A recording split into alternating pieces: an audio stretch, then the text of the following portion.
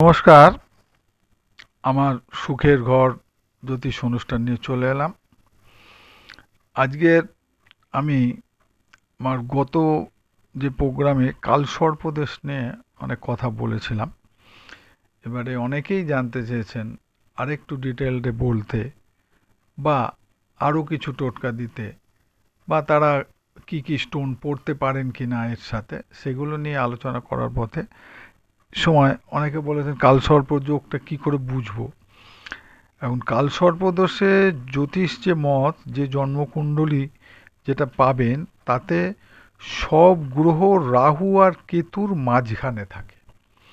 রাহু আর কেতু মাঝখানে থাকে, ফলে নানা রকম সমস্যা দেখা যায়। রাহু একদিকে, কেতু একদিকে, একটা দিকে থাকলো, আর একদিকে দেখবেন কোনো কিছু নেই, কোনো গ্রহই নেই। ফলে নানা রকম সমস্যা দেখা যায়, সব কাজে বাধা আসে, অনেক পরিশ্রম করতে হয়, মানসিক অনেক চাপ বাড়ে, জীবনে নানা উত্থান পতন হয়, সব কাজ ডিলেড বা দেরি হয়ে যায়। এখন এগুলো তো আমরা দেখছি বা শুনছি। কালসর্পদোষের সম্পর্কে আরও বলতে গেলে শাস্ত্রমতে কালসর্পদোষ কিন্তু 12 রকম।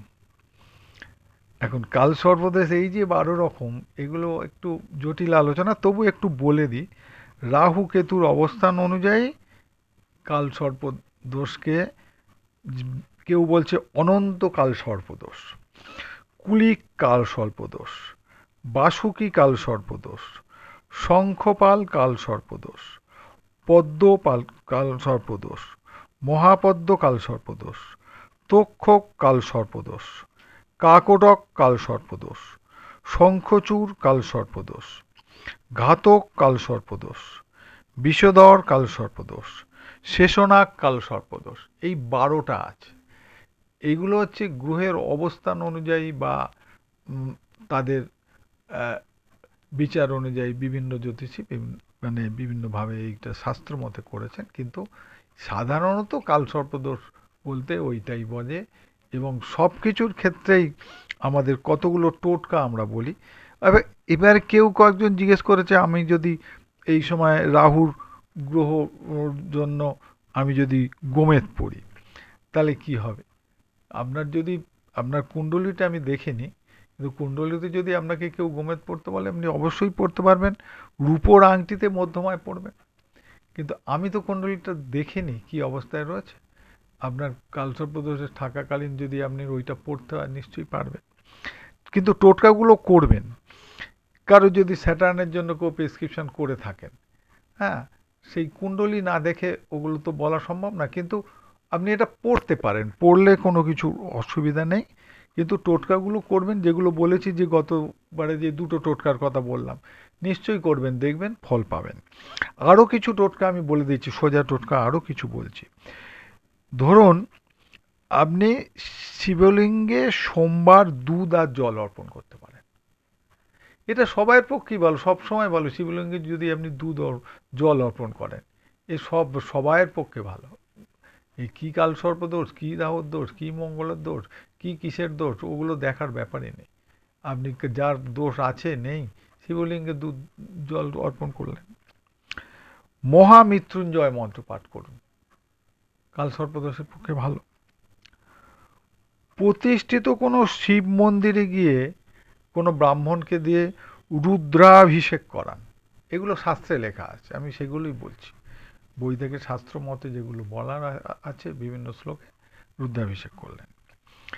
কিংবা আপনি নাগ দেবতার পুজো করতে পারেন কোনো নাগ মন্দিরে গিয়ে। আমাদের এখানে কলকাতায় আশেপাশে কোথায় আছে আমি জানি না, কিন্তু নাগ মন্দির বাইরের রাজ্যগুলো রয়েছে। কোনো একটা নাগ মন্দিরে গিয়ে আপনি যদি পুজো দিতে পারেন, তাতেও কাজ হবে। শনিবার দিন কালো তিল বা কালো কাপড় দান করতে পারেন।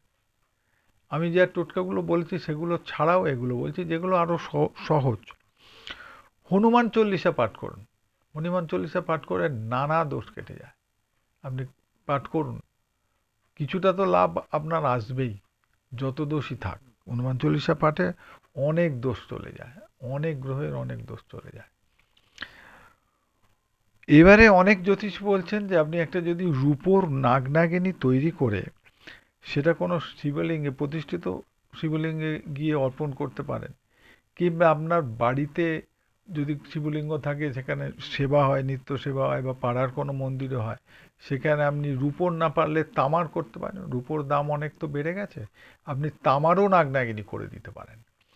করে সেইটা আপনি ব্রাহ্মণের মাধ্যমে বলবেন এটা আমি শিব ঠাকুরকে দিলাম, বলে তার কাছে যদি আপনি রেখে দেন, সেটা যদি পুজো হয়, নিত্য পুজো হয়, তাহলে আপনার অনেকটা লাভবান হবেন আপনি। এটুকু আমি শাস্ত্র পড়ে বললাম, এবং নিশ্চয়ই শাস্ত্রকাররা যেটা লিখে গেছেন তারা অবশ্যই মানুষের ভালোর জন্য লিখে গেছেন, মানুষের মঙ্গলের জন্য বলে গেছেন।